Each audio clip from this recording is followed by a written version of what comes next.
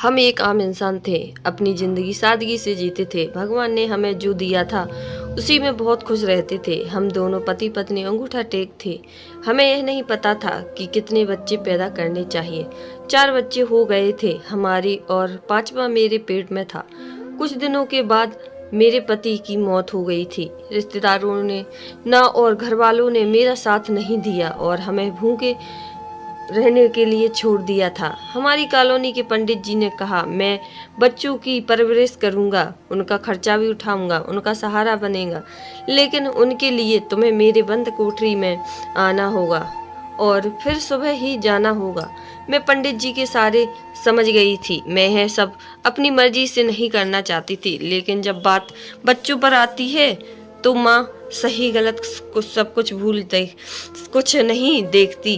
मैं उसी टाइम पंडित जी के पास चली गई और देखकर मेरी आत्मा कांप गई थी। मेरा नाम सोनम है। मैं अपने माँ बाप की इकलौती बेटी हूँ। बाप तो बचपन में ही गुजर गए थे और माँ बाद में माँ भी छोड़कर चली गई थी, लेकिन माँ मरने से पहले ही मेरी शादी कर दी थी। वह कहती थी, जीते जी तेरी शादी कर दूं, वरना तेरी शादी कौन करेगा, तेरा दूल्हा कौन बनेगा, तू अकेली कहाँ जाएगी और तुझे यह दुनिया बर्बाद कर देगी। मुझे उनकी बातें समझ नहीं आती थी, लेकिन कहती थी, जो भी कर रही हूँ तेरे भले के लिए कर रही हूँ। माँ के कहने पर मैं शादी कर ली थी और अब मैं अपने पति के घर आ गई थी।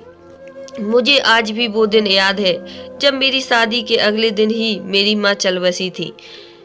मेरे पति ने मेरा बहुत साथ दिया था, मेरी माँ का क्रियाकर्म किया और अब मेरे पति के अलावा मेरा कोई नहीं है। हमारी जिंदगी अच्छी चल रही थी। मेरा पति घर में अच्छी अच्छी चीज लाता। मैं हैरान भी होती थी कि उनके पास पैसे कहाँ से आते हैं, क्योंकि वह छोटा मोटा काम कर लेते थे, उसी से हमारा गुजारा होता था। शादी के पहले साल ही मैं माँ बन गई थी।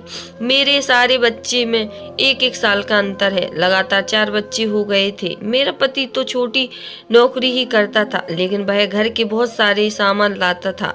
घर में मेरे पति का खुद का था, ना मेरी सास थी और ना ही कोई ननद। घर में अकेली रहती थी। 4 बच्चों की देखभाल करते करते बहुत थक जाती थी। कभी कभी मैं इतना परेशान हो जाती कि रोने लगती थी और मैं अपने पति से कहती थी, मुझे अब यह सब नहीं सहा जाता, लेकिन वह कुछ ना बोलने और एक खास तरह की ड्रिंक बनाते, लाकर उसमें चीज डालते, जिसे पीने के बाद मुझे बहुत सुकून वाली नींद आ जाती थी।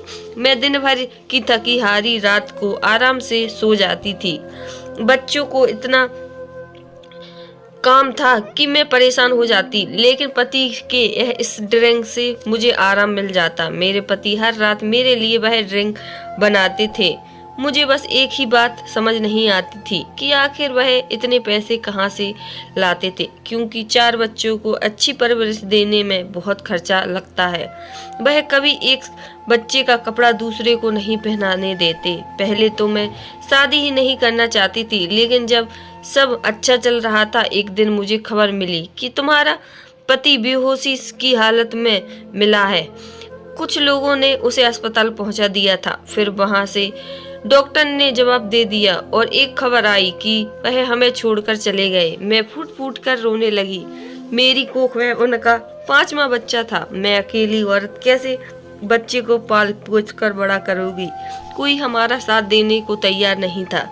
सबका यही कहना था कि 6 लोगों का खर्चा कौन देख पाएगा और 5 बच्चों की माँ से कोई शादी नहीं करना चाहता, या दुनिया वाले यही राय देते कि दूसरी शादी कर लो, बच्चों को परवरिश हो जाए।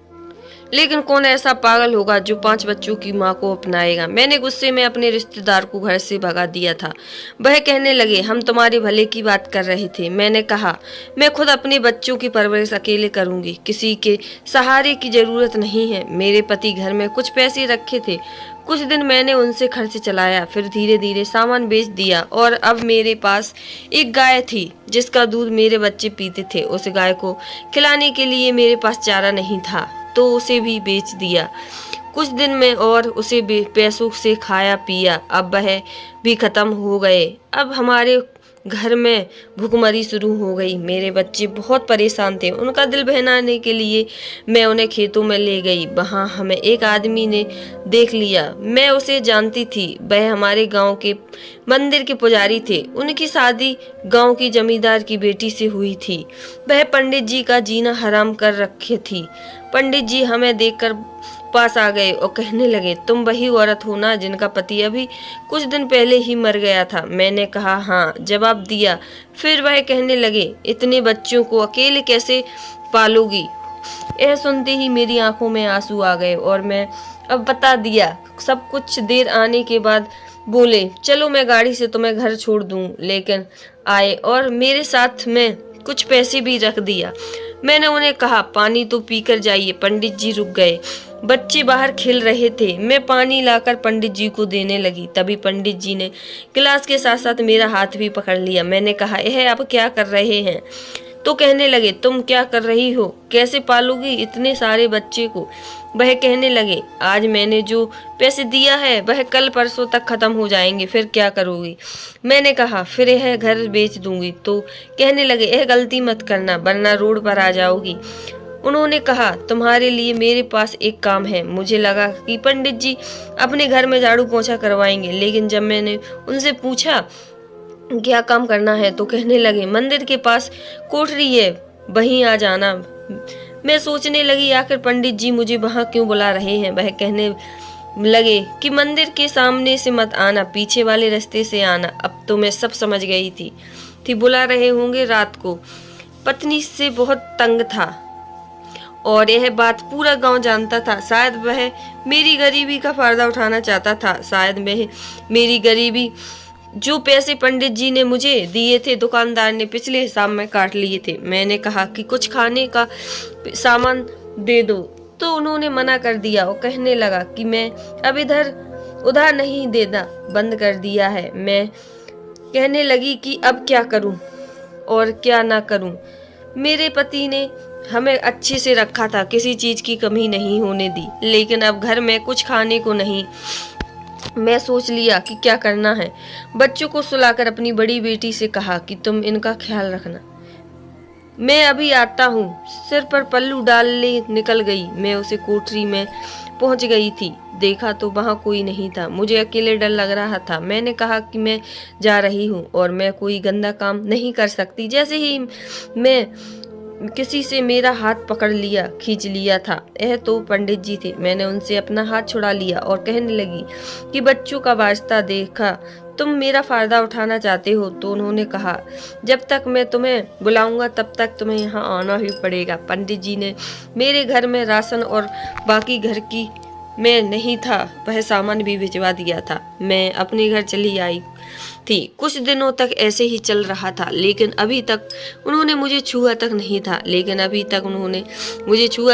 था। कुछ दिन बीत गए, उन्होंने मुझे बुलाया भी नहीं। मुझे लगा कि वह अपने किए पर शर्मिंदा हो गए। आज उन्होंने मुझे रात को बुलाया। मैं घूंघट किए चुपके से चली गई। मैं जैसे ही गई तो कहने लगे, आज जो मैं कहने वाला हूँ उसे सुनकर तुम चौंक जाओगी। मैं हैरान थी।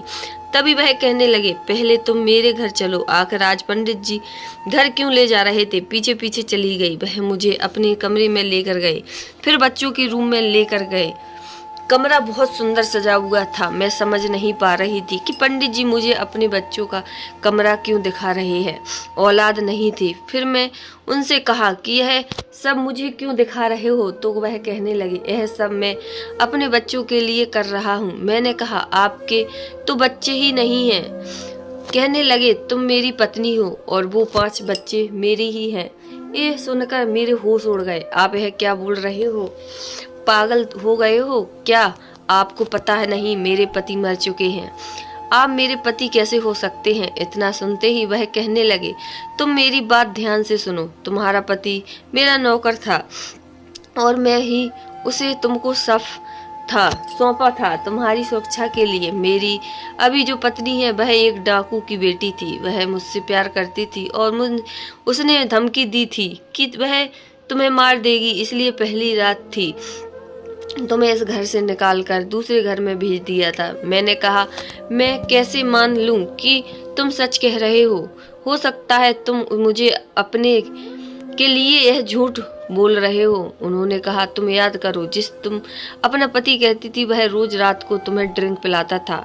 मैंने कहा हाँ। तो बोले, हर रात मैं तुम्हारे पास आता था लेकिन तुम्हें पता नहीं चलने दिया। यह लड़की मुझसे ऊब गई है, इसलिए मुझे छोड़कर जा रही है। तो मैंने सोचा क्यों ना अब तुम्हें यह सच बता दूं। मेरा नौकर बहुत अच्छा इंसान था, उसको हार्ट अटैक आया था, इसलिए वह मर गया। कल से ही तुम और मेरे बच्चे यहाँ रहेंगे। मेरी वजह से तुम्हें बहुत दिक्कत हुई है, उसके लिए मुझे माफ कर देना। मैं मजबूर था यह सब करने के लिए, लेकिन अब हम साथ रहेंगे। मेरे सभी बच्चे बहुत प्यारे हैं, एक अच्छी परवरिश दूंगा। कहानी पसंद आए तो चैनल को लाइक और शेयर सब्सक्राइब करना। हर हर महादेव।